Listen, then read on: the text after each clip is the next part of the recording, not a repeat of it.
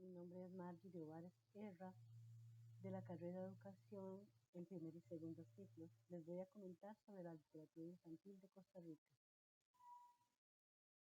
La literatura infantil de Costa Rica está ligada a la creación de la Cátedra de Literatura Infantil entre los años 1917 y 1919.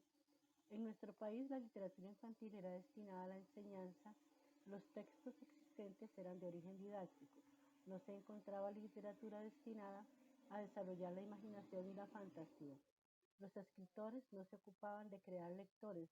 Lo importante era la instrucción de la niñez y la juventud. En el desarrollo de la historia de la literatura infantil en nuestro país, se pueden definir tres etapas muy importantes. La primera de antecedentes, que abarca del año 1830 hasta 1920. Una segunda etapa denominada influencia del folclore, que va desde el año 1920 hasta el año 1975. Y la tercera etapa, llamada la voz de la niñez contemporánea, que abarca desde el año 1975 hasta la actualidad. Durante la primera etapa, conocida como antecedentes, que va del año 1830 al año 1920, en Costa Rica y de la misma forma en la mayoría de los países de América Latina, se daba importancia a los textos de carácter didáctico que se enfocaban en el catecismo de la Iglesia Católica y también en la enseñanza. La primera obra escrita en nuestro país fue el texto Breves Lecciones de Aritmética del bachiller José Rafael Francisco Cejo en el año 1830. A pesar de no ser una obra literaria, sino más bien un texto para la enseñanza de las matemáticas que se dirigió a la juventud, este plasmó principios que prevalecen dentro de la literatura escolar hasta el siglo XIX. Algunos hijos de familias adineradas, hijos de cafetaleros, tienen la posibilidad de viajar a países europeos y a sus ciudades como París, Bélgica y Londres a realizar sus estudios universitarios por motivo del cierre de la Universidad de Santo Tomás entre los años 1885 y 1889. En los inicios de la literatura infantil de nuestro país, se copian modelos europeos para transformarlos en nuestro lenguaje. Durante el desarrollo de esta etapa se pueden mencionar los siguientes aspectos. Primero, se funda la Casa de Enseñanza de Santo Tomás, que luego es conocida como la Universidad de Santo Tomás. En sus instalaciones se prepararon profesionales durante 45 años, pues esta cerró sus puertas en el año 1888 por razones políticas. En el año 1830 se introdujo la primera imprenta en nuestro país, brindando la posibilidad a editores y escritores de imprimir sus obras en nuestra tierra. En el año 1914 se crea la Escuela Normal y a partir del año 1915 abre sus puertas en la provincia de Heredia para formar a las personas docentes de la época. En ellas se enseñaban con las mejores técnicas y métodos de enseñanza a cargo de profesores y profesoras de muy alto nivel, como por ejemplo don Omar Dengo y su esposa. Joaquín García Monge y Carmen Lira fundan la Cátedra de Literatura Infantil en los años 1917 y 1919 con la finalidad de que las personas docentes conozcan la importancia de incorporar el folclore costarricense, además de adquirir conocimiento de la literatura que existe en nuestro país y fuera de nuestras fronteras.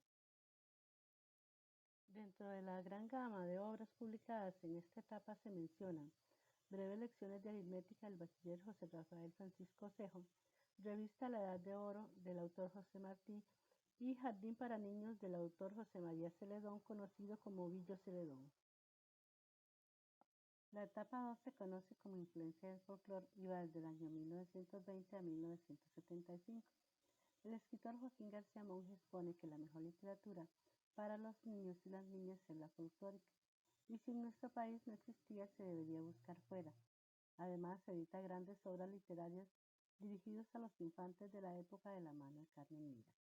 A partir de 1920 y 1923, las escritoras Carmen Lira y María Leal de Noguera comienzan a escribir literatura exclusiva para niños. Ambas fueron alumnas de Joaquín García Monge en el Colegio Superior de Señoritas. Nuestros infantes ven enriquecida la lectura dentro de sus salones de clase con versos llenos de ritmo y música, repletos de metáforas que despiertan sus fantasías. Nuestros poetas brindan variadas obras para cantar, jugar y recitar en las aulas, reuniones y en los patios de las escuelas. En el desarrollo de esta etapa se destacan los siguientes aspectos. Primero, Joaquín García Monge crea el repertorio americano, que consiste en un periódico que en realidad era un tipo de cátedra abierta debido a que no existía la universidad en nuestro país. Segundo, surgen gran cantidad de escritores y escritoras que van a enriquecer nuestra literatura infantil con sus maravillosas obras, entre los que se pueden mencionar Anastasia Alfaro, Joaquín Gutiérrez y Yolanda Ureamuno. Nuestras aulas se llenan de poesía con obras escritas en nuestra tierra por poetas como Emma Gamboa, Fernando Luján, Eunice Odio, Carlos Luis Sáenz, quien es reconocido como el poeta de los niños.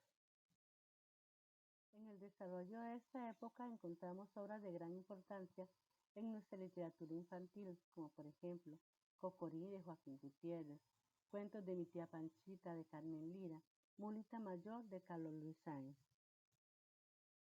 La etapa 3 se conoce como la voz de la niñez contemporánea, va desde el año 1975 hasta la actualidad. La literatura infantil se renueva, abordando temas que hasta ahora habían sido para lectores adultos, como por ejemplo la diversidad sexual, la ecología, las diferencias sociales, entre otros, sin convertirse en textos didácticos ni tampoco perder la visión de aquellos que trazaron la de creer que la literatura es para disfrutarla, para jugar, para reír y ver en ella una gran cantidad de posibilidades de lectura. Durante esta etapa podemos destacar los siguientes aspectos. Se entrega por primera vez el premio Carmen Lira. Las obras que resultaron ganadoras en esta premiación no tratan de temas relacionados a la población rural, debido a que parte de nuestra población estaba emigrando hacia las ciudades, por ende, dedicándose a otro tipo de actividades. La ganadora de este concurso fue Lara Ríos con el poemario Algodón de Azúcar. Se inicia la renovación de la literatura infantil tratando temas que son para público adulto, como por ejemplo los que se relacionan con las guerras, diferencias sociales, ecología y diversidad sexual, entre otros.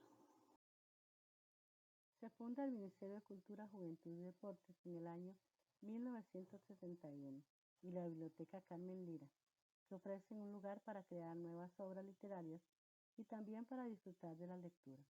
Asimismo, editoriales costarricenses, tanto públicas como privadas, crean colecciones de obras dirigidas a nuestra niñez y juventud. En esta etapa rica en literatura infantil, de gran cantidad de excelentes autores y autoras, entre los cuales podemos citar las siguientes obras: Pantalones cortos de Lara Ríos, Fábula de fábulas de Alfonso Chey, Crónicas de un tiempo de Adela Ferrer. Muchas gracias por su atención.